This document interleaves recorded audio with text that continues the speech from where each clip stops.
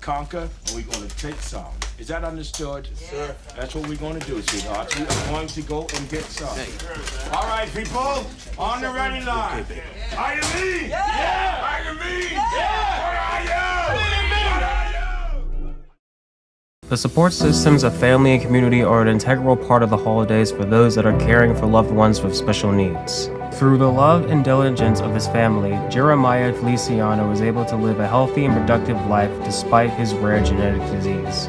Read his story and much more in EP's annual Family and Community issue. To read more, sign up for free today at www.epmagazine.com. Monotony. It comes in all shapes and sizes. Dull, tedious, just plain boring. But what is this? A contender, perhaps? Something unboring by the looks of it. Jabs right at dull, an uppercut to tedium, something that keeps you on your toes, keeps your head on a swivel, a knockout punch to your old, boring workouts. Welcome to Fight Camp.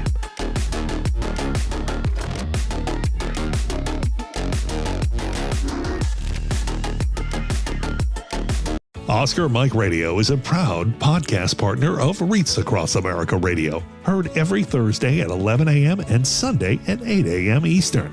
They're also big supporters of the nonprofit I Got Your Six, Two Lives at Once. And with every wreath you sponsor through Oscar Mike Radio, $5 goes back to this great organization dedicated to making a difference in the lives of veterans, law enforcement, firefighters, and first responders battling PTSD. Two Lives at Once pairs these brave men and women together with dogs rescued from kill shelters. In this way, two lives are saved at the same time by saving each other. Donate now. Go to reachacrossamerica.org/Oscar Mike Radio to help. That's reachacrossamerica.org/Oscar Mike Radio.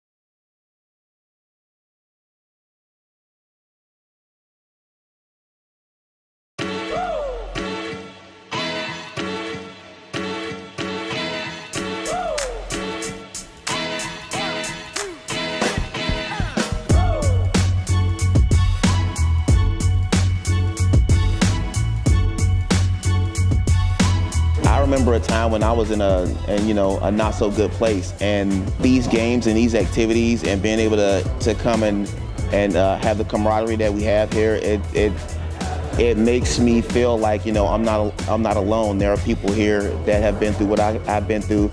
It makes me feel like I don't know, I'm part of something great.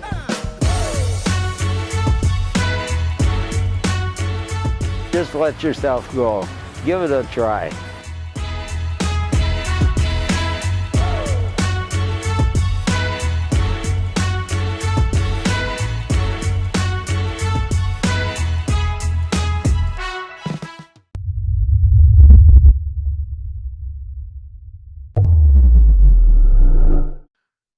Hello and welcome again to Oscar Mike Radio. My name is Travis, Marine Corps veteran and your host.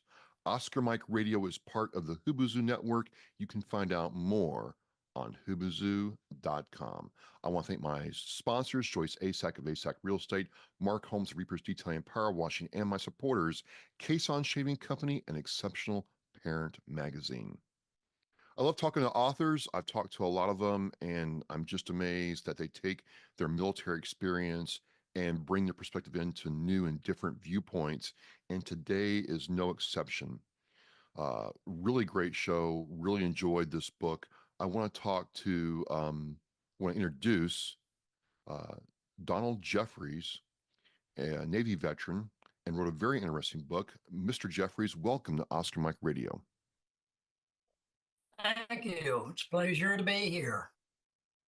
Awesome, awesome, awesome. It is great. I'm glad you're here.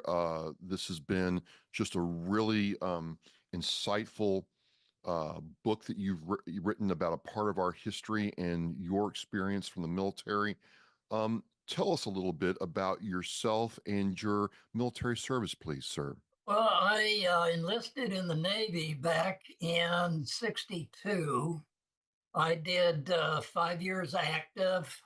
Original obligation, of course, is 6 years. So I had 1 year of inactive reserve duty. I was shipboard, first generation guided missile destroyer. Excuse me. The ship also had nuclear capability through its ASROC, which is a rocket-powered torpedo. Oh, wow. So it gets the torpedo out further over the water, and it drops and then goes for the target. Okay. Uh, that was still when we had advisors over in Vietnam, but the general populace here in the United States had no idea what was going on. I went over there first in '63. I picked the ship up in Hong Kong, and that was just a regular cruise. Yeah. '64, we went back, and that was when things started happening. We were involved in what was called the Maddox incident. Okay. The Navy wanted to go ahead. What was the Maddox incident, please? Oh, the Navy wanted to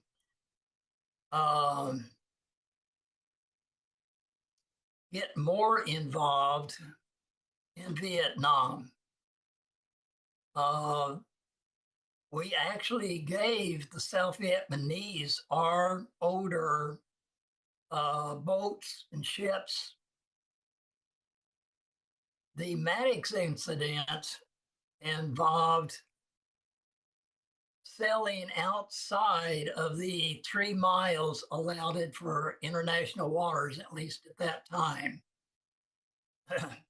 off the coast of North Vietnam.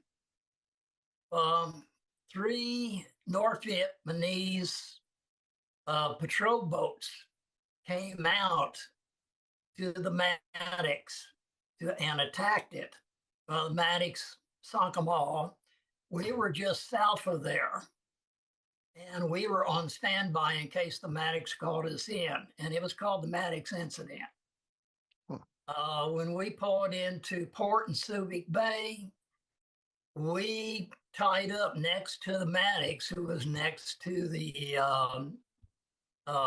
dock, and we had to cross that ship in order to go on liberty. We could see the bullet holes in that ship. Wow. In the superstructure. So, due to that, Congress allocated more money to the Navy to build up forces in Vietnam. In '63, there was another incident with the Communist Chinese itself. okay.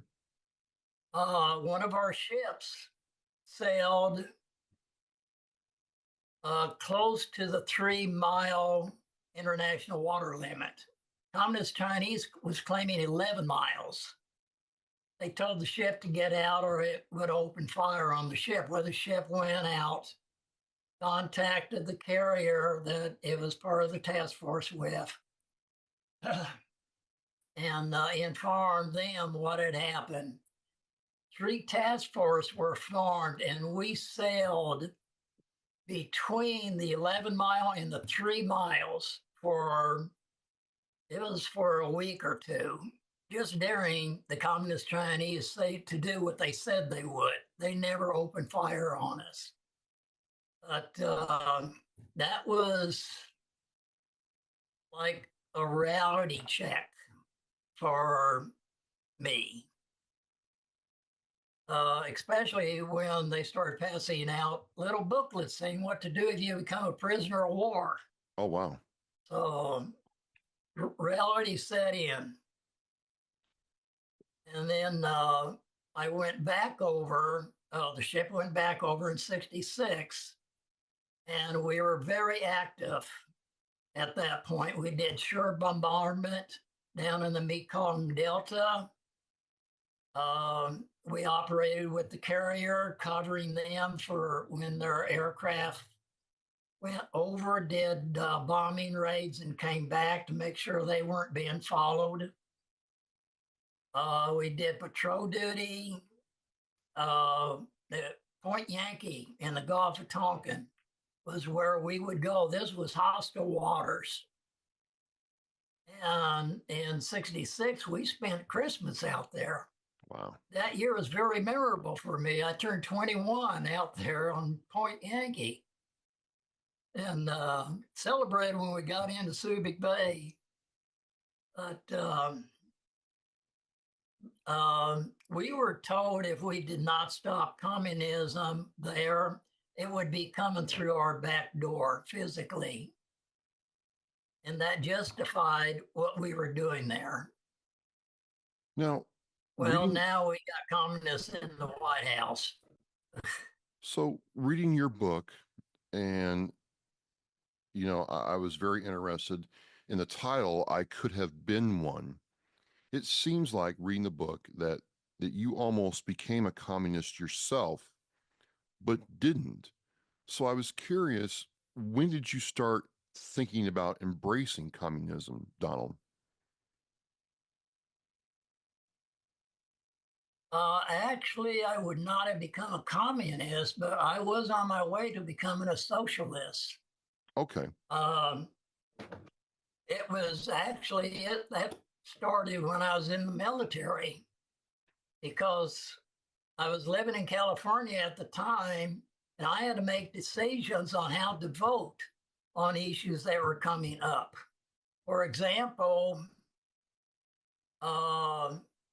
the children of illegal aliens were going to school. They wanted to provide these children with breakfast. So, and the left uses shame and guilt tactics to get people to vote the way they want. They were using the tactic of, well, don't you care about the little children? Well, I ended up and I went ahead and I voted for them to have breakfast. I mean, it wasn't their fault that their parents came here illegally. Yeah. There was the clincher for me on why I left California was when they passed the law that a high school could assist a pregnant teenager in having an abortion without the parents being notified. And I said that was it. I was leaving. Yeah. And as soon as my wife retired, we got out of there. Well, as soon as, long story short, we left not long after that. When did you decide then to not embrace socialism? Because I'm reading through the book and it starts with your life and what America was doing at the time. And then you said you clearly come to a point where you were going to fully embrace socialism, but you did not. And, what was that like, please? Well, I was actually, I was leaning to the left when I was still in the military. Okay. I was in the California Air National Guard at the time. After I retired, I had more time to think.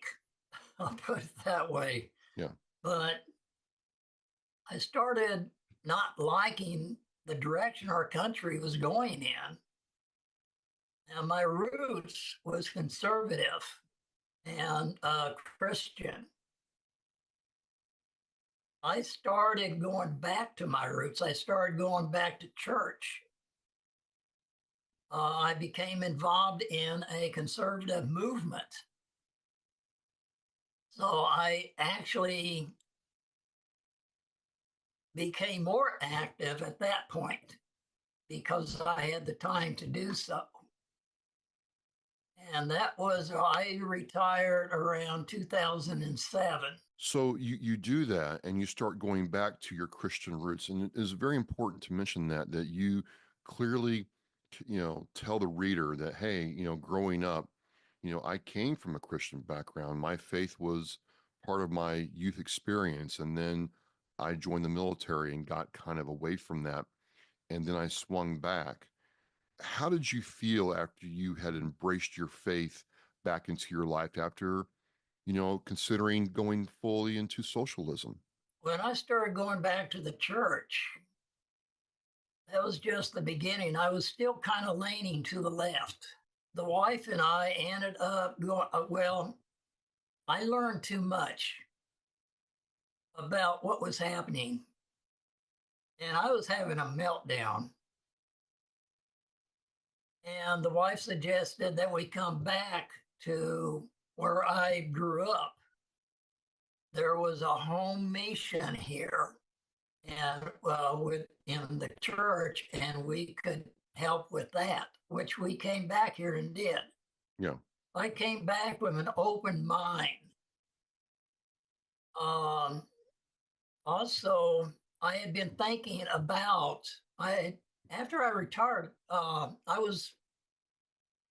felt like I wanted to write, but I couldn't pick the subject. And a lot of people say, well, why don't you write about the conservative movement? No, that's not it. I had no idea. So I came back to where I grew up, hoping I would get an answer. Well, an answer came to me, and I realized there was a parallel, of course, differences, but a parallel between communism, socialism, and Christianity. Really? The difference is in the agenda. So you're saying that Why do we follow Christ? To repair. You're saying that Christianity has commonalities with socialism and communism? Yes. Okay. Because socialism, on the surface, is to help people, to make all people equal, which actually is never going to happen because of human nature. Right. Socialism has to be supported by a totalitarian government, communism. Christianity, we're supposed to be preparing for the next life. That's why we're supposed to be helping people. With communism, socialism, they want to help people to build utopia on earth. Well, utopia comes from two Greek syllables meaning nowhere. It can't be found. It won't happen. There's too many aspects of society and human nature to ever have utopia. I mean, in Russia, they got billionaires right now. Right. So you go through this period of self-discovery and you start writing this book. And it was a very unique direction because, again, it starts off with kind of like a history lesson of America. It's kind of like a biography of America paired with an autobiography of Donald William Jeffries. And I was curious why you took that approach, sir.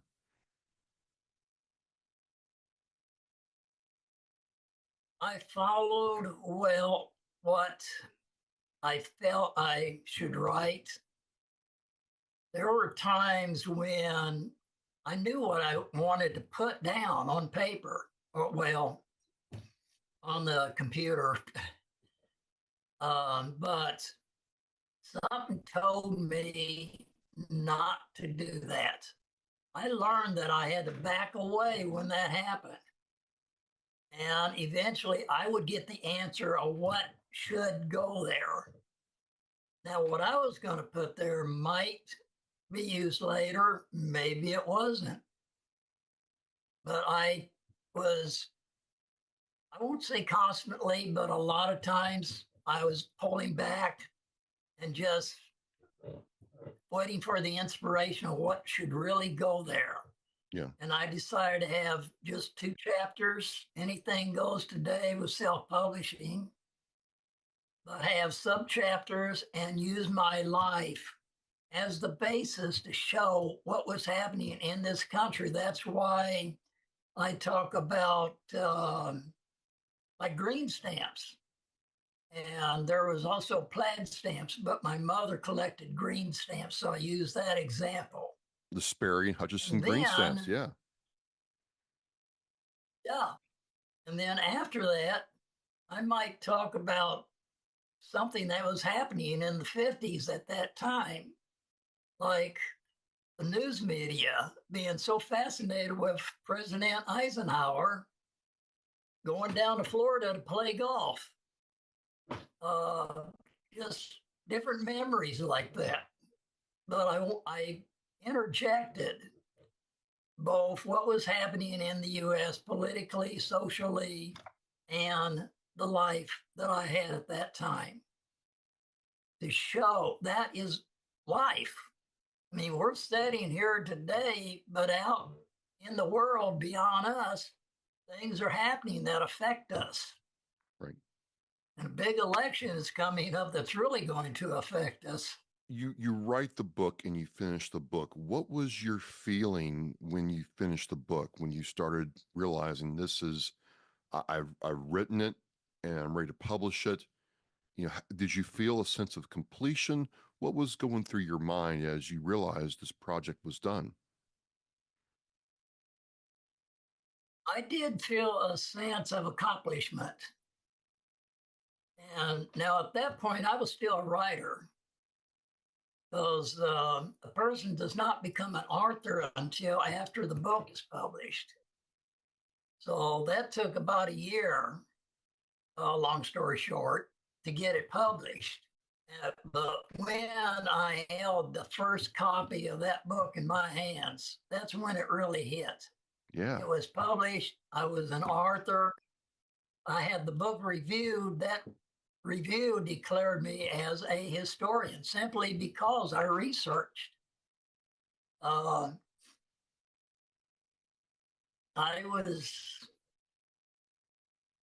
was grateful for the inspirations that I had that got me to that point.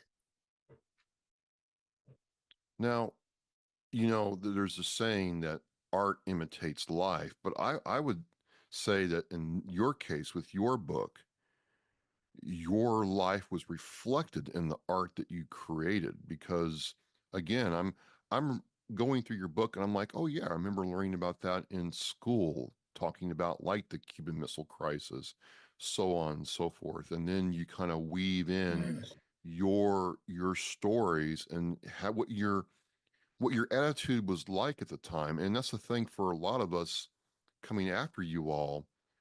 It was like, what was the country feeling as all this change and upheaval was going on? I think you articulated that very well. You know, Thank you. oh, well, that's just how it came across to me. And I hope other readers feel the same way. Handsome devil. I could have been one. Yeah. Thank you. Could have been one by Donald William Jefferies. That's a good shot of you.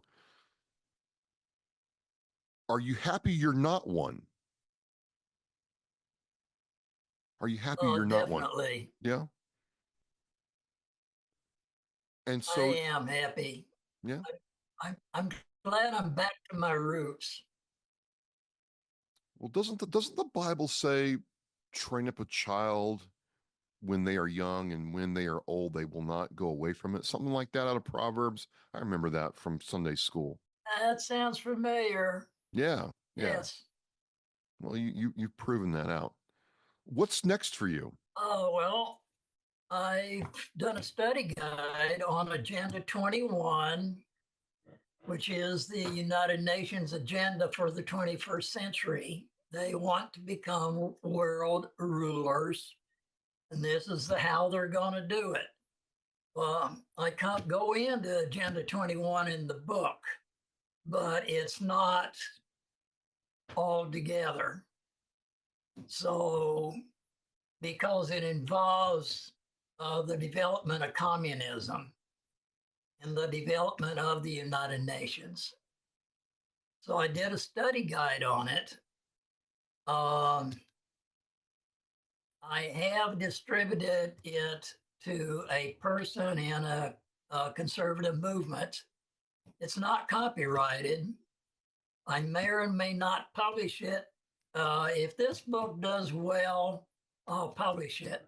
And I would like to do it have it sold as a set as well as separately.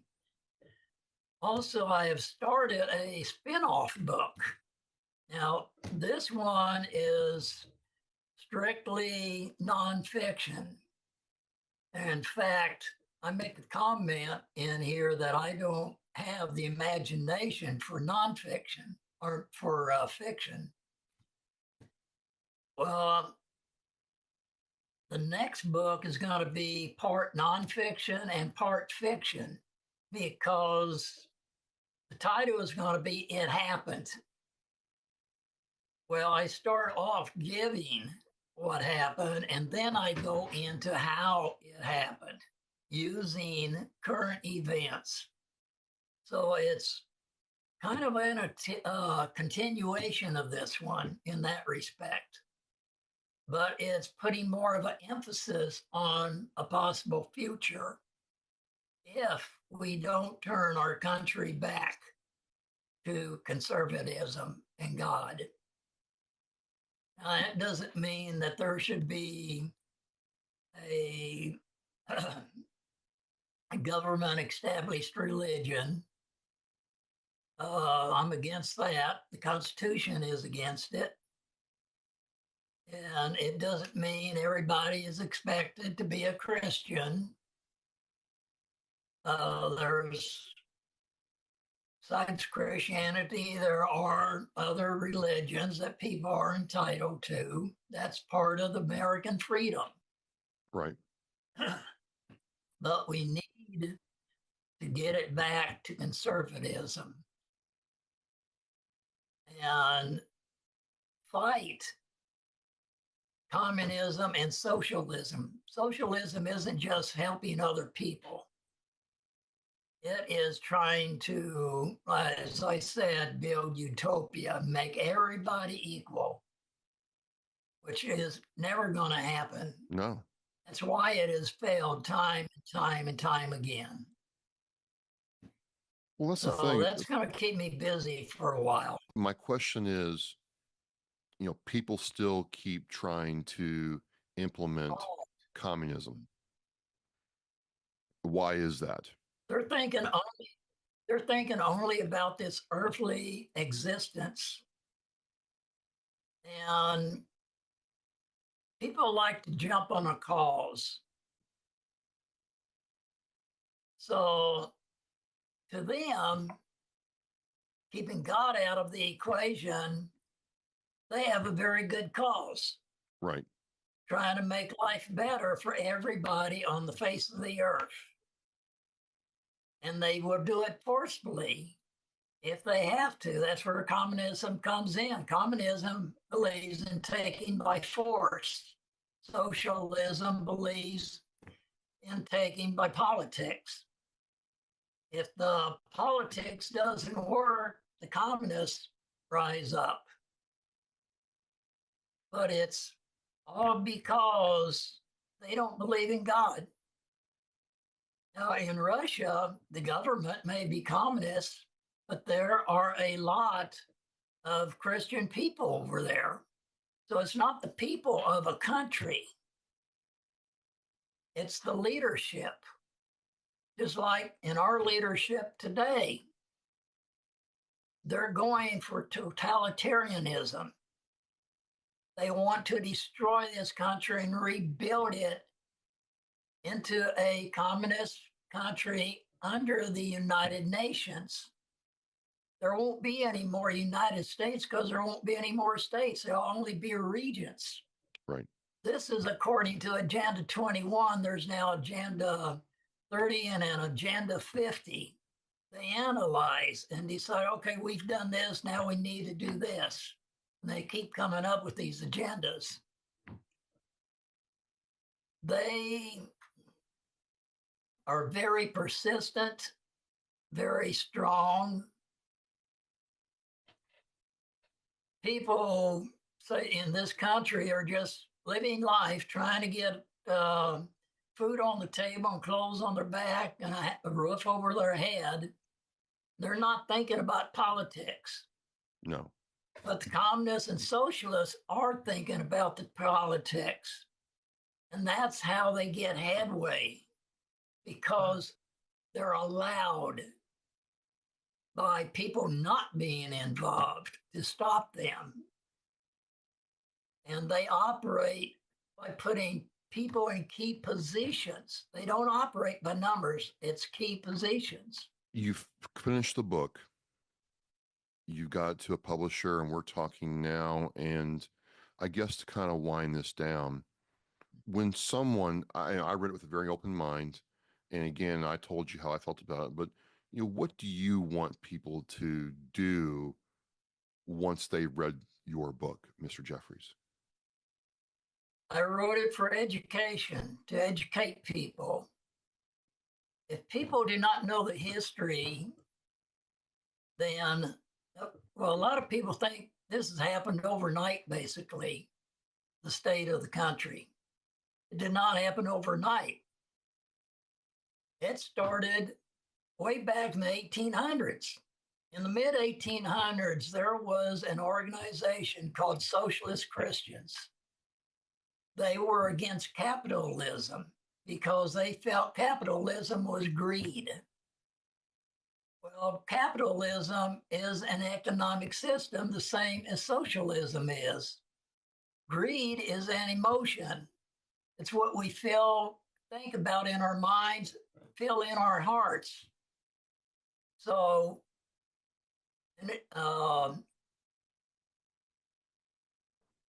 greed is not, can be contained by individuals operating in capitalism, but capitalism itself is not.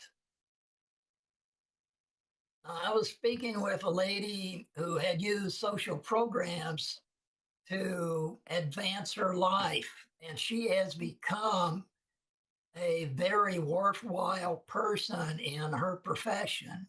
Okay. And I pointed out she did that because she had the freedom to take advantage of these opportunities. And the opportunities are under capitalism. We haven't gone communism yet. The opportunities were under capitalism that she took advantage of. So there is a lot of good in capitalism. It provides, because of the freedom in it, it provides for a person developing themselves. For sure. Under socialism, people are evaluated and they're told under the totalitarian government, okay, you can go this far in school, and after that, you're going to be a tradesman, and you're going to be a plumber, and you're going to live in this type of apartment.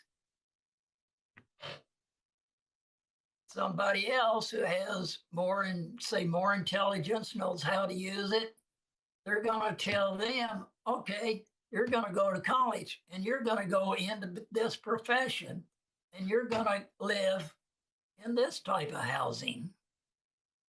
It's all, the whole life is orchestrated. There is no freedom. That's what people don't realize. Yeah. Yeah. So I wrote it to educate. How can people connect with you, Mr. Jeffries, and what you're doing? Do you have a website, or is your book?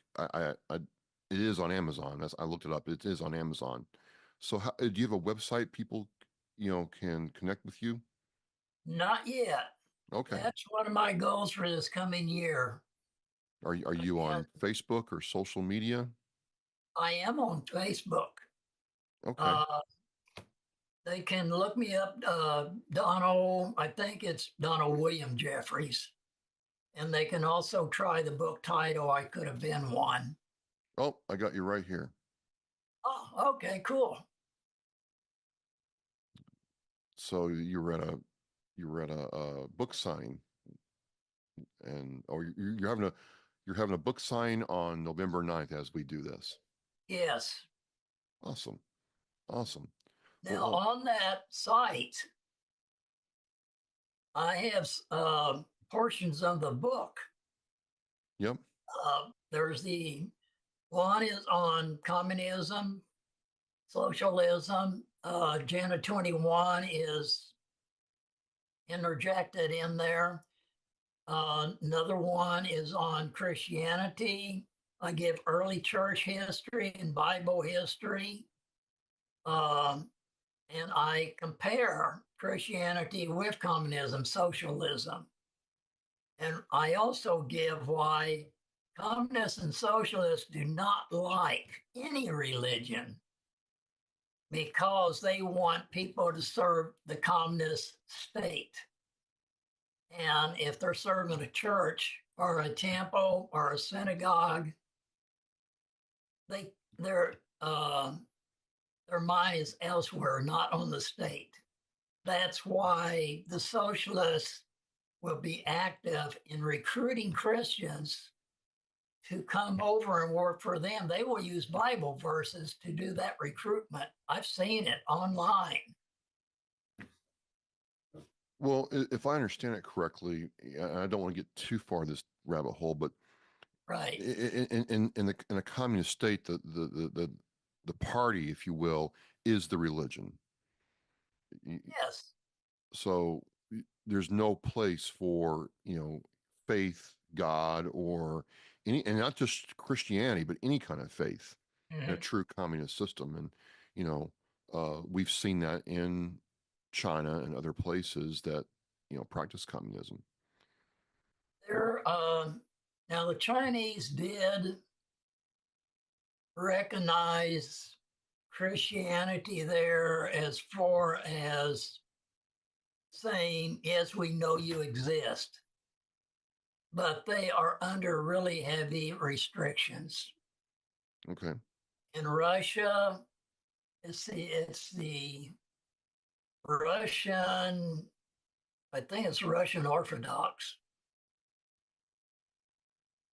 It's allowed there by the state. If other people go there from their, say, Christian missionaries, they have to really be careful about how they say something, who they say it to. They have to be asked a question before they can even open their mouth and say anything about Christianity. Part of it is cut down the competition for the state church. Yep. Part of it is to quench any beliefs that are not within the state church. The priests of that church have, I believe it's only a few months of training. And it's mainly on the rituals involved, such as baptism.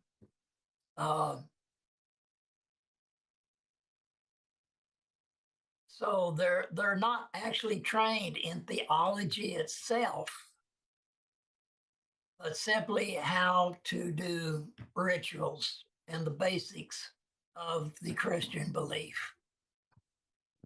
But they cannot teach. I don't know this for a fact. I have not read it or heard it or talked about it to anybody that has been there. But it does not make sense to me that they can teach, okay, you have to prepare for the next life by following Christ.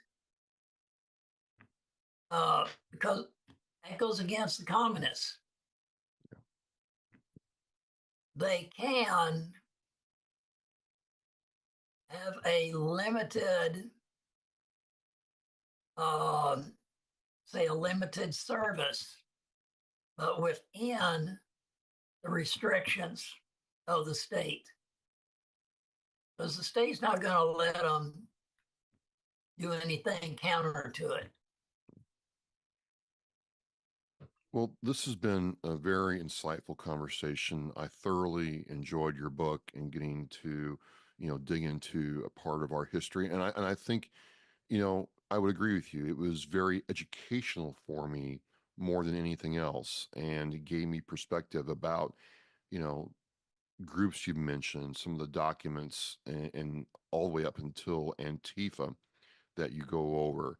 And then we got a window into your life and how all these events, affected your perspective. So I just want to thank you for coming on and sharing with me. I'm going to have the link to Mr. Jeffries' book in the Oscar Mike Radio show post.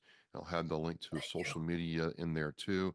And I just want to say thank you for coming on and sharing with us in a really insightful way. Thank you so much. Well, thank you for having me. It's been very enjoyable. Appreciate it. Appreciate it. Well, again, ladies and gentlemen, the title of the book is I Could Have Been One by Donald William Jeffries, U.S. Navy veteran. And yeah, hold that book up there. The handsome devil he is. And, it's cool to get this different perspective. It's cool to have that insight. As we say in Oscar Mike Radio, we're mission flight. Thank you very much. Thank you. Thank you for listening and watching Oscar Mike Radio, where our active duty service members and veterans are in action and the mission is in flight. Oscar Mike Radio is an oversized load Co-Sinista One production. If you are a veteran or know a veteran who needs help, please dial 988 and press 1 for the Veterans Crisis Line.